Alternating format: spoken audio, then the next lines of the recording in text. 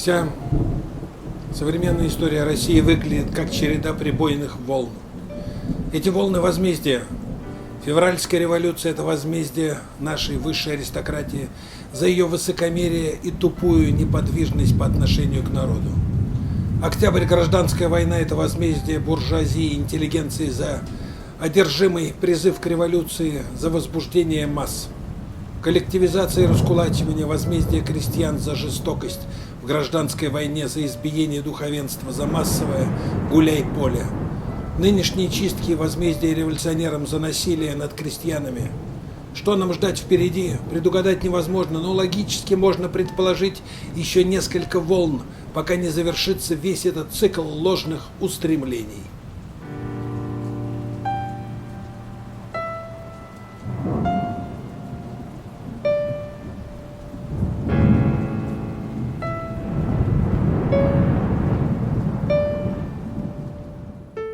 Давайте выпьем за русскую литературу. Эта нация ни хрена не создала великолепного, кроме литературы и тайной полиции. Характерец-то у нас, характеришка-то у нас особенный, не так ли? У кого, например, еще существует милейшая поговорочка «ссор из избы не выносить»? Кельты, норманы, саксы, галлы. Вся эта свора избы, небось, своей очищала, вытряхивала ссор наружу, а вот гордый внук славян заметал внутрь, имея главную цель, чтоб соседи не увидели. Ну а если все эти гадости из национального характера идут, значит, все оправдано, все правильно, ведь мы же сами себя говном называем, а вот англичанин говном себя и не назовет.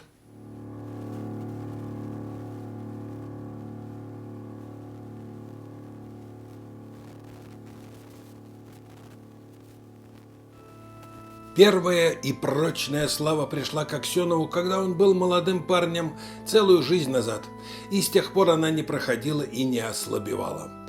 Он уж покинул нас, а последняя его книга, которую он, к счастью, успел дописать, «Мемуары про шестидесятников», замечательно продается, 25 тысяч экземпляров за 3 дня, хвастал мне знакомый книготорговец.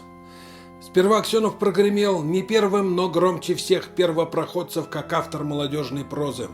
Потом, как самый, может быть, яркий представитель советской богемы с загулами, путешествиями, романами с интересными женщинами, богатством, да-да. После стал одним из основателей альманаха «Метрополь» и автором самиздата. За его книги реально сажали.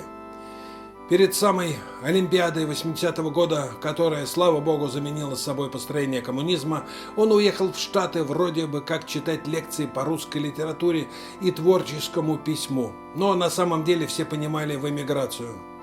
Там он работал профессором в малоизвестном маленьком университете, а главное писал и читал вслух написанное по «Голосу Америки» своим вкрадчивым голосом, давая нам подышать заманчивым воздухом свободы. Становилось легче от того, что где-то вдалеке есть, как тогда казалось, высшая справедливость и вселенская гармония. Сколько мы надежд, мы в те наивные времена возлагали на Америку. Это была как бы платоническая любовь по переписке. При телесном контакте все оказалось немного прозаичней, хотя что-то в ней, конечно, было. После 20 с лишним лет жизни в Штатах Аксенов жестоко и непоправимо разочаровался в тамошних издателях. Но что он хотел? Чужбины все-таки. Проклял их и вернулся, ну не то что в Россию. В Новой России Аксенову поджидал подарок судьбы. Прежде он был автором все больше для яйцеголовых, но после успеха телесериала «Московская сага» его узнали и полюбили домохозяйки и вообще плебс. После чего Василий Павлович получил первую в своей жизни литературную премию русского букера.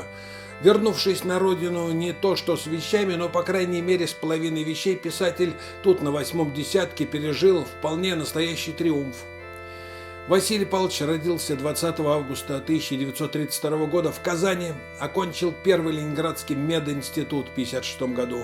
Публиковаться начал в 1959-м, в 1960-м стал профессиональным писателем. Прославился легальными советскими книгами «Коллеги», «Звездный билет», «Затоваренная бочкатара», «Остров Крым» и «Неподцензурный ожог», а также участием в знаменитом скандальном альманахе «Метрополь», 1979 год. В 1980-м, после отъезда в США, сразу был лишен советского гражданства. Жил, преподавал в Америке 24 года. Много писал, печатался. Написал там одну книгу на английском языке повесть «Желток яйца», 91 год. Уйдя в отставку, уехал из Америки и стал жить на два дома – Биарриц и Москва. Указ о лишении его советского гражданства был отменен в 90-м. В январе 2008-го писатель попал в Москве в автомобильную аварию и надолго залег в больницу. В сознание не приходил. Газеты принялись писать, как обычно в таких случаях, что врачи делают все возможное, но... Писатель часто говорил: «Если бы не революция, то вряд ли бы мои родители встретились». Отец Василия Павловича родился крестьянином в рязанской деревне. Подростком уехал в Москву, где работал на электростанции. При советской власти стал видным начальником в масштабах Казани. Мать же, в будущем знаменитая писательница Евгения Гинзбург, происходила из еврейской интеллигенции.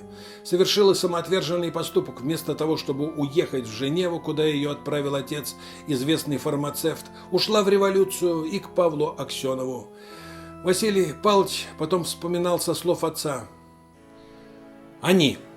Это был руководящий состав Казани, то есть первый секретарь обкома, начальник НКВД, редактор местной газеты, в общем, вся элита города жили в коммунальной большой квартире, где у каждого была комнатенка.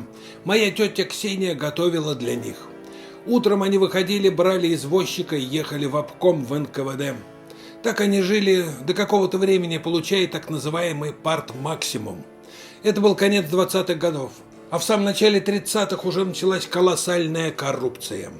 У партийной элиты появились автомобили. Мой отец был мэром города Казани, председателем горсовета, членом ВЦИКа. Ему дали автомобиль с телохранителем, квартиру из 5 комнат, возможность ездить в какие-то загородные дома отдыха. Бабушка Авдотья Васильевна отцу говорила: «Пашка, высоко ты залез, а сверху-то больнее падать». Как чувствовала. Ее сына забрали в 1937-м. Товарищи, факты, которые я приводила, подтверждают те слова товарища Сталина о том, что наша страна окружена со всех сторон врагами, которые хотят разбить нашу Родину, хотят поработить наши народы. И задача каждого из нас, задача каждого советского патриота состоит в том, чтобы покончить с политической беспечностью и сделать каждый завод, каждую фабрику неприступной крепостью, куда бы не мог проникнуть ни один враг.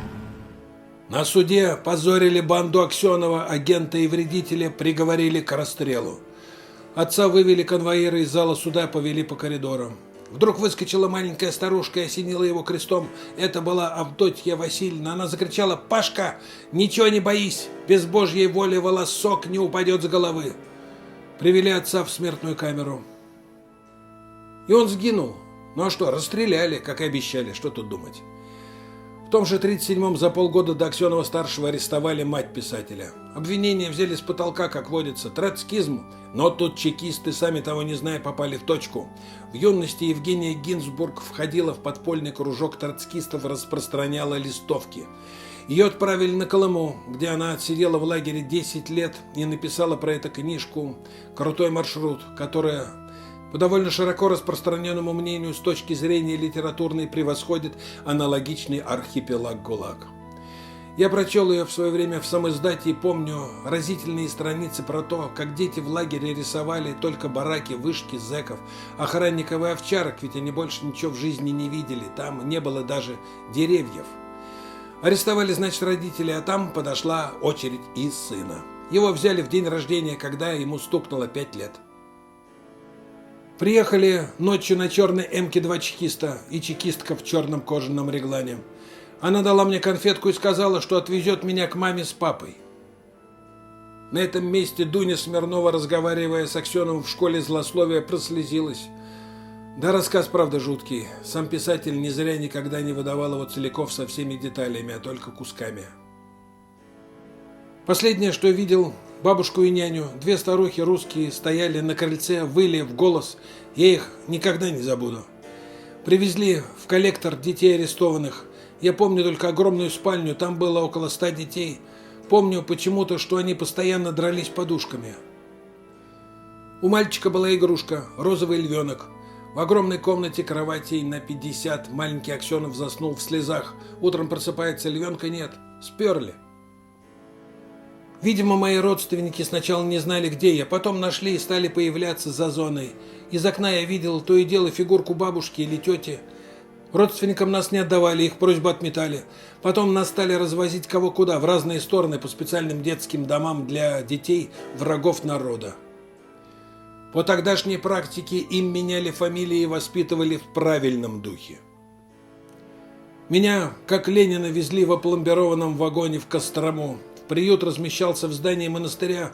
Помню, что там были своды, и в некоторых местах были видны плохо замазанные фрески, и на стенах нашей спальни просвечивали лики святых. Я был совершенно одинок, это было что-то ужасное. Никаких издевательств не было, просто это был колоссальный стресс.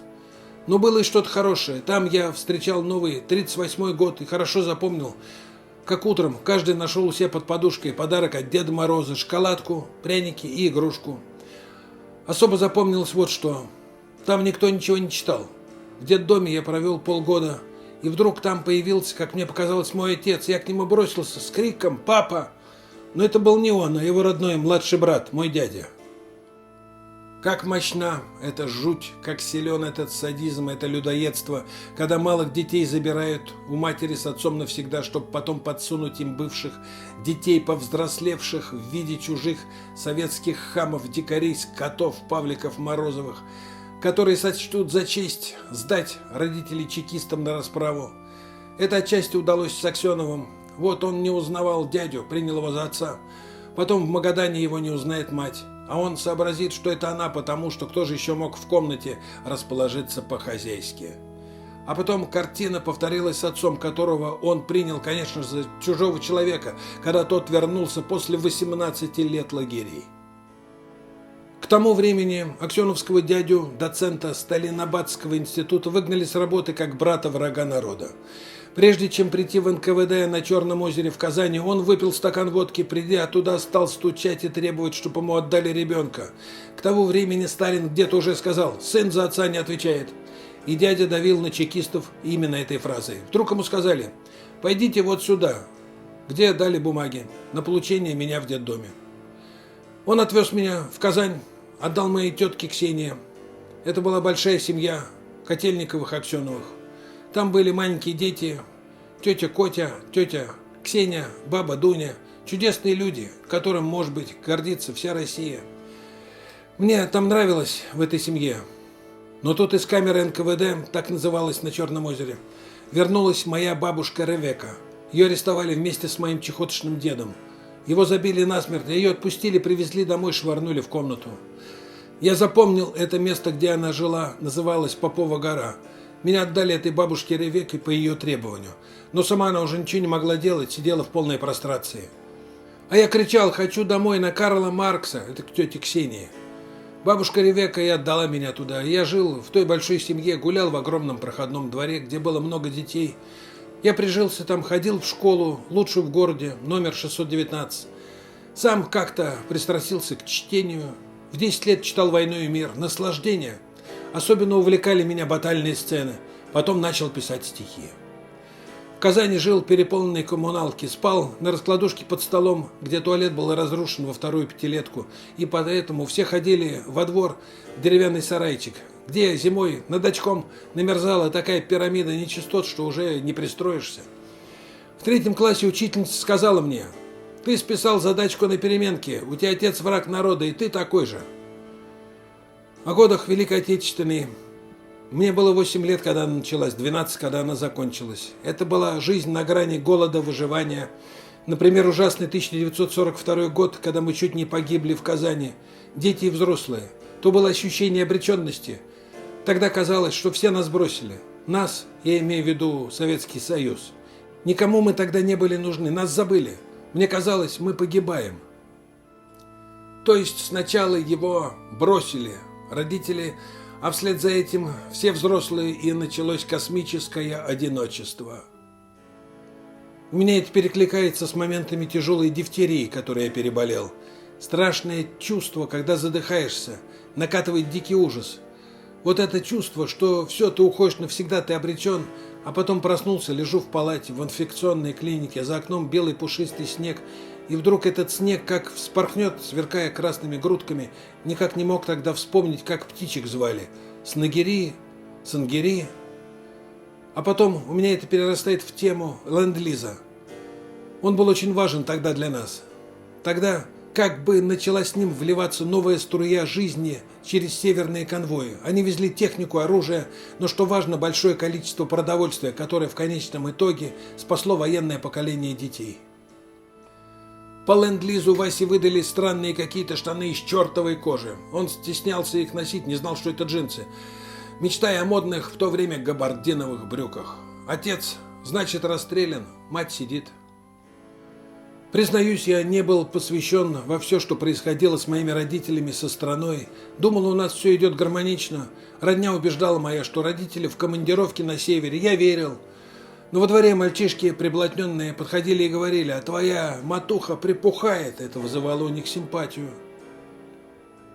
Вася, наверное, не понимал, о чем речь, раз верил в командировку. Мама вышла из лагеря в 1947 и осталась в Магадане, нашла там квартиру.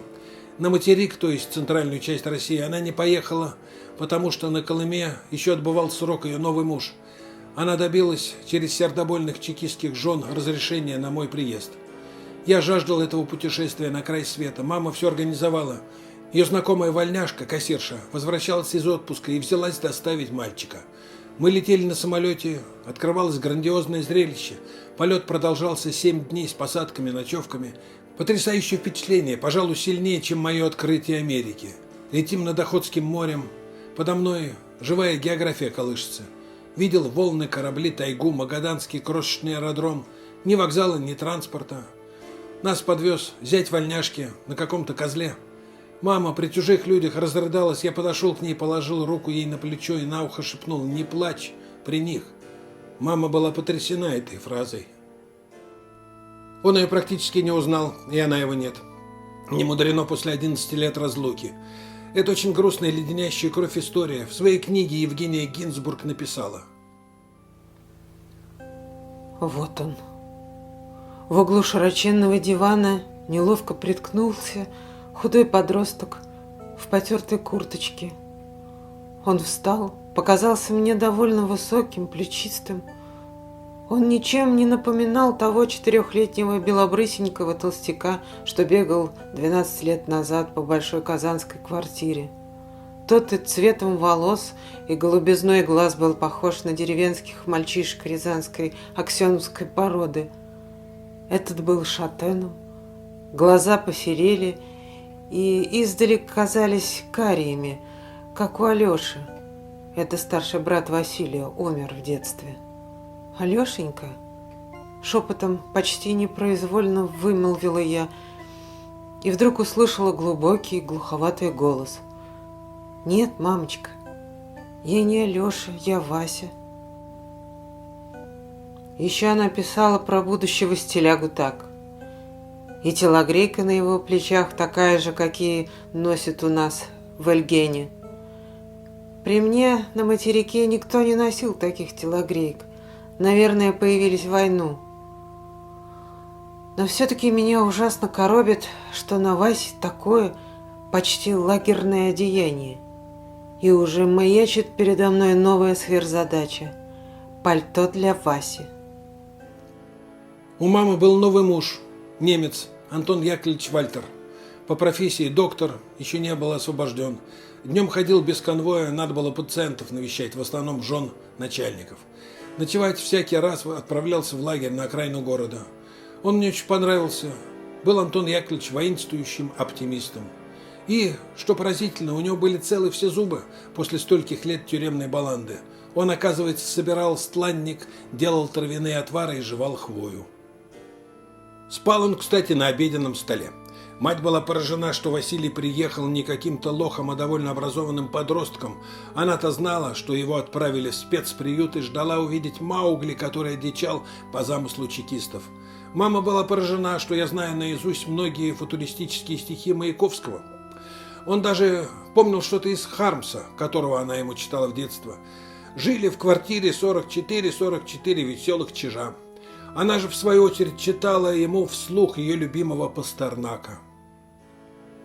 Мы жили на самой окраине города, и мимо нас таскались вот эти конвои. Я смотрел на них и понимал, что я не советский человек.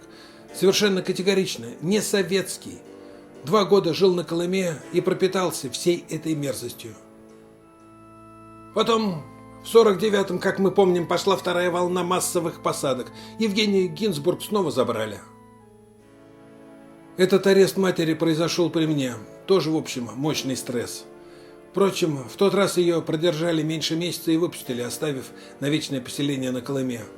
Мама открыла мне, школьнику, один из главных советских секретов – существования Серебряного века. Кроме того, она познакомила меня с кумиром своей молодости – Борисом Пастернаком. По окончанию школы я знал наизусть множество его стихов, которых нигде нельзя было тогда достать в печатном виде. Он и сам там начал писать стихи, потом стал одним из первых читателей крутого маршрута. Как только мама завершила работу, дала мне рукопись. До этого она рассказывала, что есть в книге «В магаданские вечера под свист Нурдоста». Не суммировала ничего, не подводила итогов, не говорила, кто виноват, чтобы я не попал в большую переделку. Но Магадан был на самой грани ГУЛАГа. Мимо нас каждый день шли этапы из порта, иногда в кандалах. Такие картины для нас, школьников, были обычными, и даже мы их не замечали. Помню, как-то идем с одним мальчиком по улице, а он рассказывает. Слушал вчера «Голос Америки», они утверждали, что у нас нет свободы. Не понимаю, что они имели в виду. Абсурд, но какой наш родной. Кроме стихов и прозы, он продолжил изучение русского устного, который там был в ходу как нигде. Феня не была мне чужда. У нас в Казани во дворах она уже давно поселилась. В Магадане я начал собирать старую и новую феню. Завел записную книжку, где записывал то, что меня особенно поразило. Солнце там называли балдоха. Врач лепила. Но почему-то лепенец – это костюм. Один глагол, особенно по звуку, был хорош. Чимчиковать. Место прибежал. Могли сказать причимчикал на цирлах. Словом, прибежал подхалимски. Или еще ИТРовский костер. Подойдут и восхитятся чем-нибудь, но у вас тут прям ИТРовский костер. В Магадане он закончил школу, а дальше что? Каким жизненным путем идти с Колымы? Я и сам не знал, куда поступать. Хотелось в архитектурный, но мне сказали, что там очень строгий отбор, и у меня мало шансов его пройти. Новый муж мамы, Антон Яковлевич Вальтер, сказал, что в лагерях спасаются врачи. Тогда ведь никто даже подумать не мог, что Сталина не будет. Когда это случилось, это было похоже на космическую катастрофу. Это все было удивительно и безумно, но ведь было же. Потом через много лет Василий Павлович успел вывести мать с Колымы в Москву. Даже осуществил ее мечту, которая казалась, конечно, нереальной. Свозил ее в Париж, о котором она мечтала. Это случилось при советской власти еще. Там был детский восторг смертельно больной женщины, которая в последние месяцы жизни попала в мир высокого искусства, жившей только в ее воображении. Окна гостиницы выходили на кладбище Монпарнас, где похоронены Бодлер и Сартр. После колымских-то бараков. Он успел это сделать. Это, конечно, было счастье. И непонятно, для кого больше, для нее или для него. Долгие годы мы думали, что отца просто нет. Потом вдруг он обнаружился. В 1937-м объявили, что приговор приведен в исполнение. Но на самом деле он отбывал срок в Печор-Лаге. Те, кто там был в шахтах, на тяжелых работах, все погибли. Уцелели лишь те, кто сумел зацепиться. Павлу Аксенову удалось откосить от общих работ, устроиться бухгалтером. И он выжил.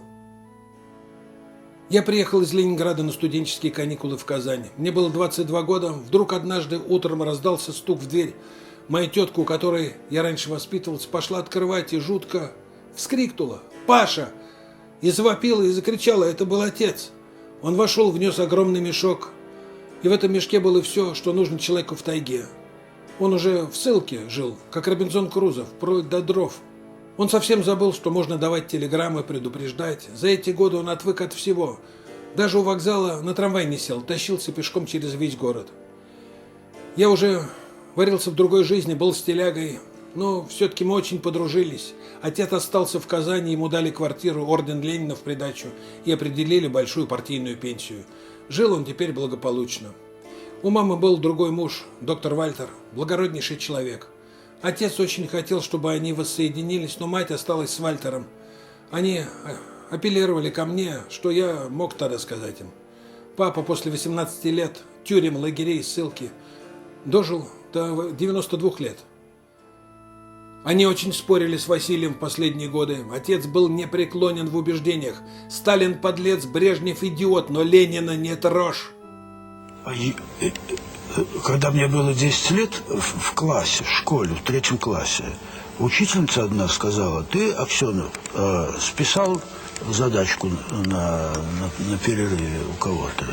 Вот ты как отец твой отец враг народа, а яблоко от яблони недалеко падает. В общем, по совету колымских зэков, чтобы облегчить будущую жизнь в лагере, от которого куда ж денешься, так все думали, он пошел в медицинский. Но в анкете про репрессированных родителей не написал, за что его и выгнали из казанского меда. Он поехал жаловаться в Москву в министерство. Там про казанских знали, что те предпринимают немного запоздалые действия, и восстановили студента Аксенова. Но в Казань возвращаться он не захотел и попросился учиться в Петербург в институт. Просьбу выполнили, и в этом таки была логика. Питер – это вам не Казань. Там была не бедная провинциальная, настоящая, роскошная оттепель. Мы жили замечательно. Мою дальнейшую судьбу определили именно те 4 фантастических года. Потом с таким же предвкушением счастья еще просыпался в 91-м, после того, как провалился путч ГКЧП и коммунизм отступил. Помню, что я каждый день просыпался с предчувствием праздника. Стали открываться выставки из запасников Эрмитажа, Матисс, Пикассо, Мане, которых мы прежде никогда не видели. Потом вдруг откуда-то вылезли джазмены. Мы открыли для себя новую музыку. Ленинград, литературные молодежные клубы, какие-то настроения в воздухе. Я начал ходить в лит-студию, хотя, в общем-то, надо было в медицинском заниматься. У нас была там такая группа известных сейчас людей. Рейн, Найман, заправлял Илья Авербах, студент нашего института, будущий кинорежиссер. Бродского не помню. Он, видимо, мал еще был. Я с ним познакомился году в 60-м. И вдруг сразу все всплыло на поверхность. Крамольные разговоры, обмены зданиями Серебряного века. Помню Александра Городницкого, студентом Горного института, в мундире с погонами. Такие у них были. Собирались, и он уже тогда пел под гитару. Вот такая питерская оттепель. Танцы, рок-н-ролл, Невский проспект, где комсомольцы ловят стиляк. Было ощущение Европы. Помню, осень 55-го года я шел по набережной Невы. Была такая высокая вода, начиналась небольшое наводнение, и вдруг вижу, на Неве стоит немыслимо огромный авианосец под британским флагом. У нас таких кораблей даже не было. И рядом 4 эсминца. Британская эскадра пришла с визитом доброй воли. После сталинизма это казалось чем-то невероятным. Вижу, гребут английские моряки к набережной, выходят гулять девки на берегу, визжат, и весь город вдруг покрылся английскими моряками. Сукно. Загорелые британские морды, лощенные офицеры у гостиницы «Астория». И в тот момент я понял, что времена изменились кардинально. Тогда все, видно, это поняли. Страшно интересовало все, что происходило на Западе за железным занавесом.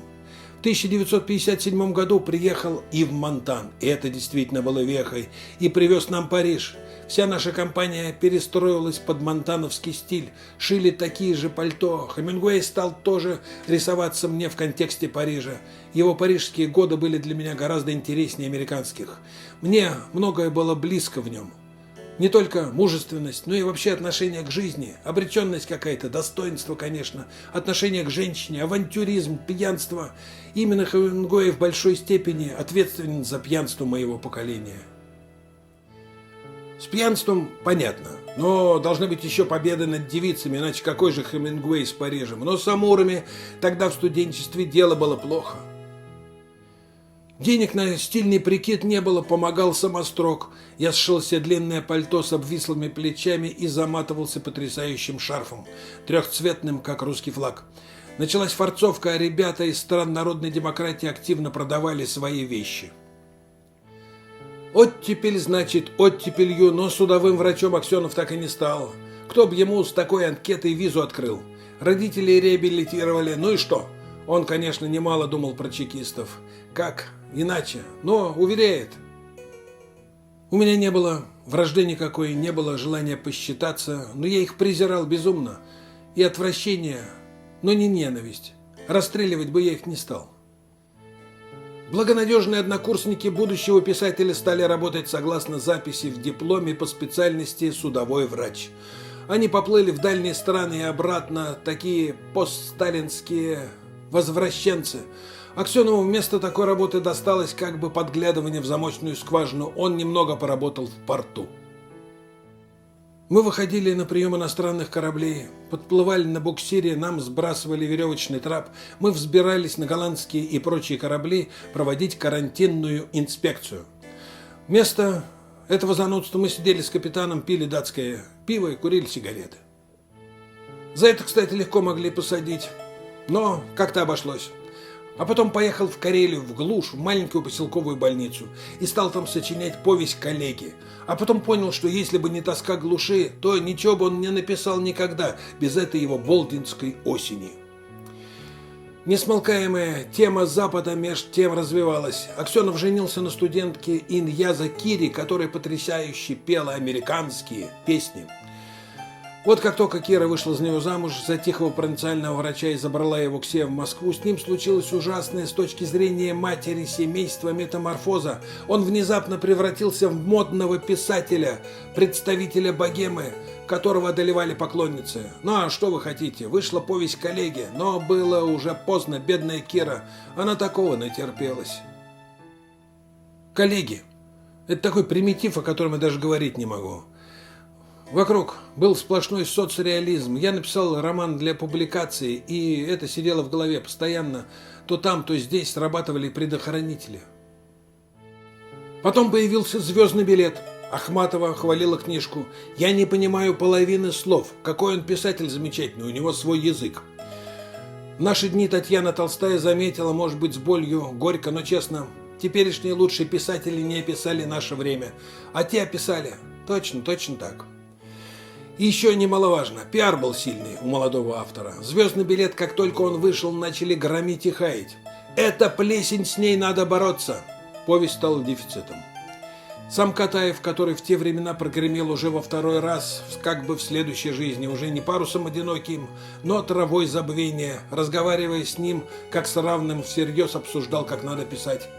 Классик говорил юному Василию Павловичу, которого он первый опубликовал, открыл, можно сказать, напечатав в своей юности в 1959 году.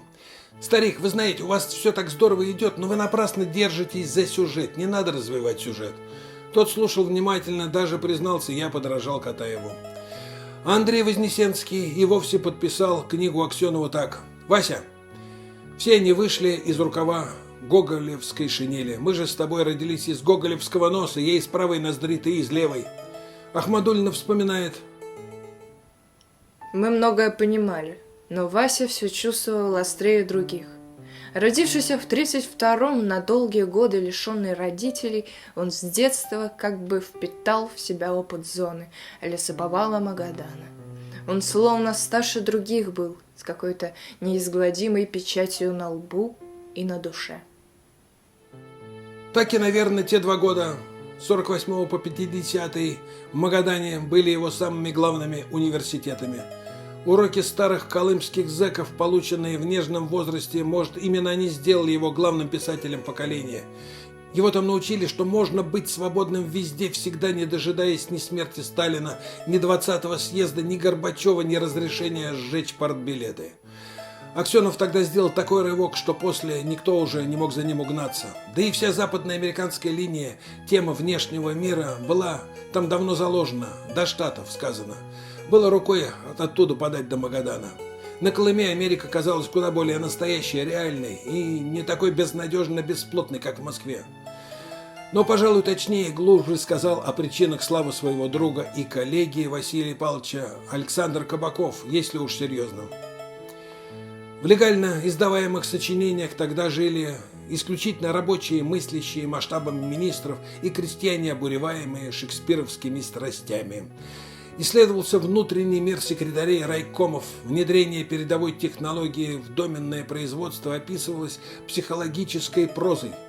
Аксенов же выпустил в литературную жизнь студентов и только что получивших аттестат школяров, дальневосточных бичей, популярное развертывание бывший интеллигентный человек, и неудачливых художников, робких гроссмейстеров, интеллигентов вообще. Ахмадульна вспоминала свою первую встречу с Аксеновым, с которым поэтесса крепко дружила уже много лет. Я помню, когда я впервые увидела Василия Павловича, что-то переменилось в погоде и в природе. Весь вид его возбуждал вдохновение. Он шел такой джинсовый и такой джазовый. Ну и манеры, как безупречно он вел себя. Был такой замечательный случай в ЦДЛ. Писатель Губарев, автор нехорошей советской книжки про Павлика Морозова, как-то воскликнул: «Все слышали? Аксенов сказал, что надо вешать коммунистов на фонарях». Аксенов придавил Губарева к стене и сказал: «Еще раз пикнешь, прибью, падла». Вот так ответил колымчанин. Это все не случайно было в ЦДЛ. Там происходила важная часть жизни и пьянства. А ЦДЛ он как-то сказал: «Это такое замечательное место, что сюда можно было прийти с деньгами и с бабой, а уйти без денег и без бабы. А можно было прийти без денег и без бабы, а уйти с деньгами и с бабой». Майя Кармен очень важна в жизни Аксенова. Он много об этом говорил. В конце 60-х я пережил тяжелый, личный, хотя отчасти связанный с общим поколенческим похмельем, Чехословакия, брежневизм, тоталитаризм, кризис. Мне казалось, что я проскочил мимо чего-то, что могло осветить мою жизнь, мое письмо. И вот тогда, в 70-м, в Ялте я встретил Майю. Мы испытали очень сильную романтическую любовь. Это была настоящая любовь. Очень, конечно, эротическая, но потом это переросло в духовную близость. Хороша была знаменитая встреча наших слабоватых на голову, но чистые дебилы не понимали, что выставляют себя на посмешище партийных начальников с так называемой творческой интеллигенцией. Хрущев стучал кулаком по столу и кричал Аксенову: «Вы мстите нам за своего отца!» А тот, по его словам, отвечал Хрущеву: «Дескать, почему я должен мстить? Мой отец вернулся из лагеря живым». До 1968 года, когда советские танки вошли в Чехословакию, у нас существовало романтическое ощущение необратимости движения к демократии, к свободе. В 1968-м стало ясно, что этому конец. Именно тогда возникла идея массовой эмиграции. Это было желание целого поколения, не мое лично. Мне до того даже в голову такое не приходило. В 1968-м мы поняли, что здесь уже ничего сделать нельзя, надо уносить ноги. 500-тысячная армия в Праге раздавила всех там и всех нас здесь, наши утопические надежды. Наступило колоссальное, страшное похмелье. Я очень долго не хотел касаться лагерной темы. Была такая эйфория тогда, в начале 60-х.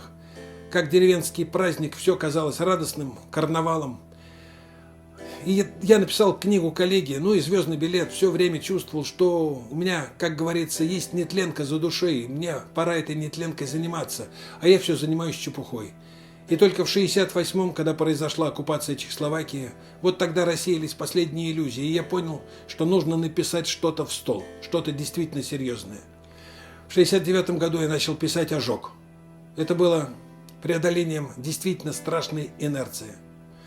Будучи уже профессиональным литератором, членом Союза писателей, озабоченным заработком, конечно, писанием халтурных и полухалтурных сценариев, даже переписыванием чьих-то сценариев, я, тем не менее, каждый день на чердаке устраивал сеанс духовного душа. Это было заведомо в стол. Это был сильный момент преодоления страха. Я понимал, что этот роман изменит всю мою жизнь, но я этого не боялся. Так оно и произошло. Ведь основной причиной, по которой меня выдворили оттуда, был не метрополь, а ожог. Это так же, как с «Битлз», между прочим. «Битлз»-то вообще были без всяких политических аллюзий, да? А просто вот пели, вот и все. То же самое Высоцкий. Он очень близок в этом смысле к понятию «Битлз». Он заменяет «Битлз» русским, да? Вот это такое же явление вдруг, в каком-то смысле звездное даже в метафизическом плане. «Битлз» предотвратили мировую войну, да? И вот Володя Высоцкий, я бы сказал, что он не просто предотвратил войну, он сконструировал метафизический какой-то образ будущей духовной революции в России, а именно августовских дней 91 года. Вот он таким своим напором своей кармы на все слои населения своим существованием как выразителя каких-то глубоких очень надежд всего населения, не только диссидентов, скажем, но и КГБшников тоже. Он сконструировал модель августа 1991 года, когда люди отказались стрелять друг в друга. 31 декабря 1979 года его последний новогодний праздник в СССР. Аксенов отмечал с Высоцким.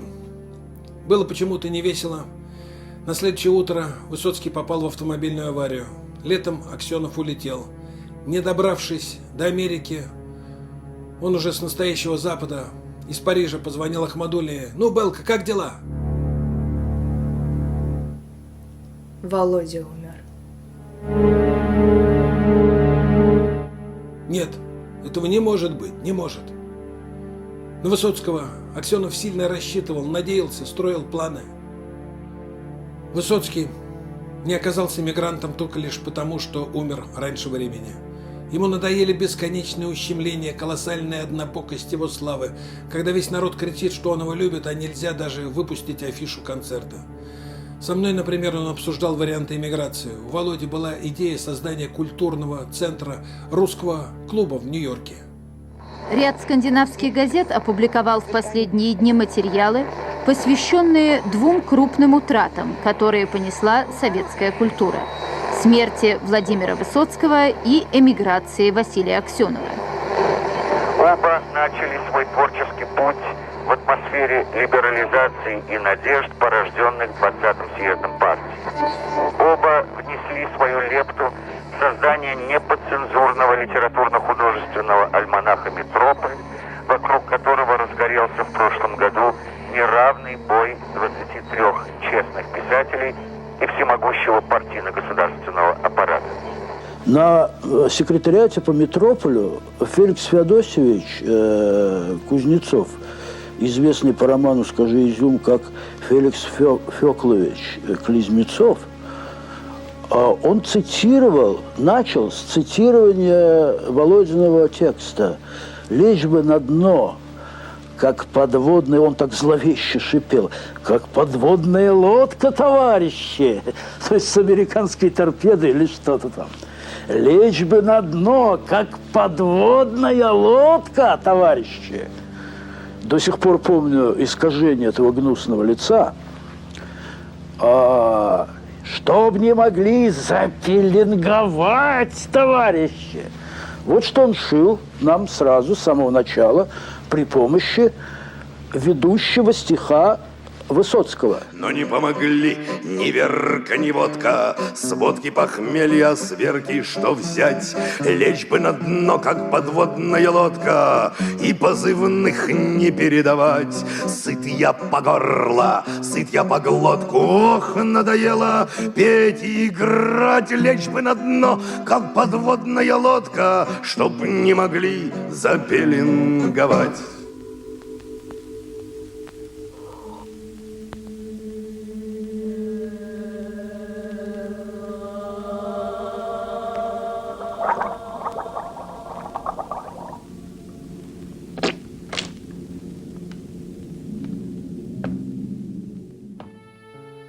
Была такая фраза у Романа Гуля: «В эмиграции мы не в изгнании, а в послании». Он там стал другим человеком. За время работы в университете я стал, что называется, интеллектуалом. Потому что, будучи просто советским писателем, ну или антисоветским, я был богемщиком. Я имел случайно какие-то клочковатые сведения обо всем, такая бравада. Советский писатель никогда не считал себя интеллектуалом. В университете мне надо было читать курс. Я очень много тогда книг прочитал теоретических. Я стал врубаться в литературоведение, в историографию, философию. Я изменился. Кстати, наши эмигранты тех времен многие представляли себе эмиграцию по кинофильму «Бег». Сам в подштанниках, под мостом, жена на панели. Вообще, что это такое читать американским студентам лекции по русской литературе? Сам он так на это ответил. Когда я показываю у себя в классе слайды авангарда, мои студенты спрашивают, когда это было. Я им отвечаю, в 1912-13 годах. Не может быть, удивляются они. Так писал Джексон Поллок. Да нет, Джексон Поллок делал это в 50 лет спустя, после Кандинского. Они этого не ведают. Студенты приходят, я им открываю новый мир. Они не знают ни о российском ренессансе, ни о российской философии, ни о поэзии. Он гневно заклеймил Соединенные Штаты. Масса уродств в этой стране, в том числе в книжном мире. Вообще, все, что касается бизнеса в Америке, это действительно агрессия, вопиющая сторона жизни, где прекрасные качества американского народа подменяются. Говорят, ваши книги плохо продаются, а вы, суки, сделайте что-нибудь, чтобы они продавались. Но, суки, это еще мягко сказано. Книжный рынок – это проститутки и гады, просто ничтожество. Внутри бизнеса очень нехорошие отношения. За это Америку можно просто ненавидеть. Но это еще не все. Кроме книжного рынка есть же еще и журнальный. Возьмите «Нью-Йоркер». Я там печатался, это считается за честь.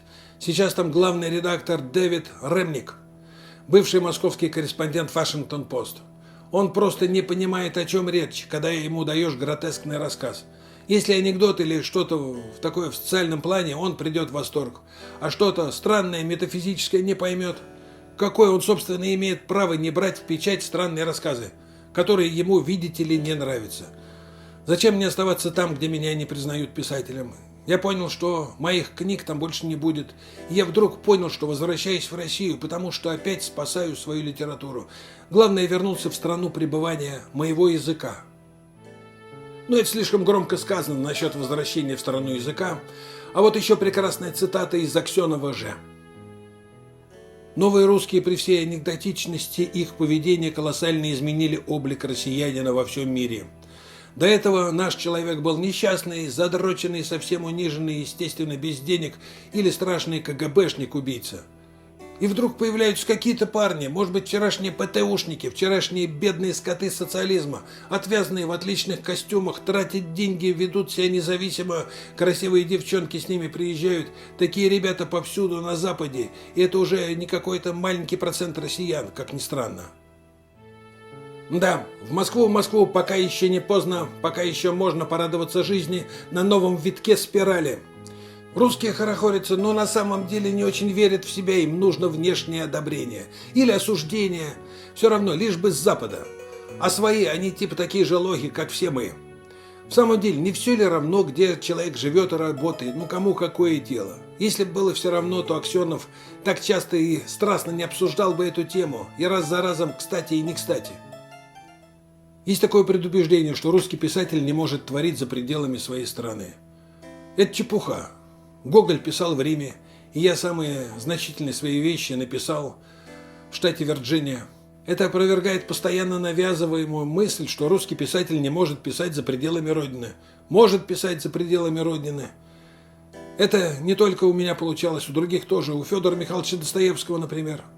Я отношусь себя к русским космополитам, и в этом нет противоречия. Пушкин ни разу не выезжал за границу, но он был самым настоящим русским космополитом. Им же был и Гоголь, хотя он не мог жить без перемещений. И вот еще он говорил.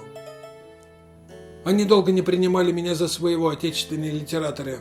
Я там на всем готовом якобы исписался, оторвался от родины, пренебрежение ощущалось, но я виду не подавал.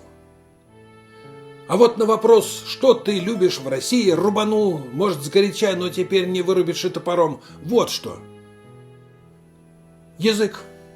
Мне очень язык нравится, больше ничего не могу сказать. Я же иммигрантский писатель. На всю Америку, наверное, наберется 10 тысяч читателей по-русски. Я пытался писать по-английски. Разве б хуже писалось протопопу Аввакуму, скажем, в Лондоне? В это время, 1979 год, он уже совершенно не пил. Он был подтянутый, спортивный, хорошо одетый, пахнущий дорогим одеколоном господин. Такими русские писатели не бывают. В один прекрасный день понял, что ему надоела такая жизнь, и без всяких торпед бросил. С тех пор максимум, что Василий Павлович себе позволяет, немножко вина или бутылку пива. Аркадий Арканов это прокомментировал так. Когда он перестал употреблять крепкие спиртные напитки, то повзрослел. Он стал мужиком в полном смысле этого слова. Очень важное замечание. То есть Аксенов из русского возраста, а наш этнос, по моим оценкам, подросток лет 14-16, перепрыгнул в американский полтинник. Это как в советском нравоучительном кино «Сказка о потерянном времени». В сказке персонажи вернулись в детстве, а в жизни постареть досрочно не вопрос, а вот омоложение пока не удается ни за какие бабки. Так как может русский писатель не пить? Особенно если он раньше пил и знает, что такое запой. Он сам сказал еще жестче, и как-то зловеще многозначительно это читается сейчас. Иммиграция чем-то напоминает собственные похороны. Разве только что после похорон вегетативка успокаивается, в эмиграции она гуляет вовсю в течение довольно долгого времени. Так значит, возвращение из миграции, из эмигрантского состояния – это объявление похорон недействительными? Или что? Он приехал и попал в склиф, в кому, то есть в какую-то сверхэмиграцию. Вышел на некую границу, теперь невозможно увидеть и понять. Кстати или не кстати, мне вспоминалась тогда концовка «Мастера и Маргариты» с темой покоя и лунного света. Я думал, что, может быть, Аксенов провел те месяцы комы, будучи на полпути к Луне. С полпути уже можно вернуться. Вопрос о возвращении долго оставался открытым. Но он не вернулся. Почему вообще одни люди сочиняют музыку, раскрывают сердца своих братьев для любви, героизма, верности, а другие с тупым равнодушием поднимают автоматы и соревнуются в меткости, истребляют своих же братьев, своих безоружных братьев?